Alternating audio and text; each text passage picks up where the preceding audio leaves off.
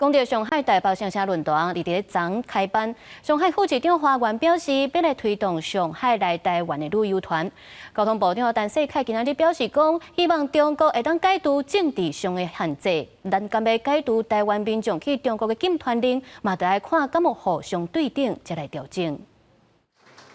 上海副市长华元伫咧上社论坛讲的话，会推动上海居民来台湾团体旅游，互国内旅游业者听了是真欢喜。交通部长陈世凯嘛讲，交通部的立场一向拢真欢迎，不过希望中国会当抛开政治的限制。其实台湾的民众要到中国去旅行，其实都非常的方便，而且很自由。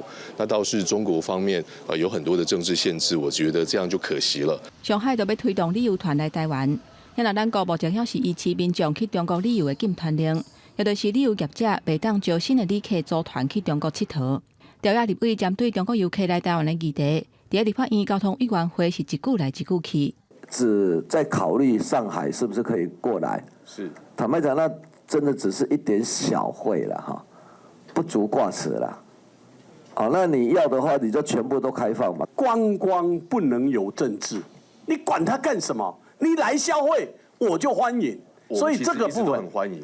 所以你这问题禁团令都没有。有立委问到敢会解除禁团令？陈世凯并无讲明，讲因为过去咱台湾捌有一段时间并无禁团令，嘛有提出善意。不过中国这边一直无解除中国旅客来台湾旅游的这个限制。到目前为止，台湾去中国的旅客有200多万人，不过中国来台湾的敢若32万外。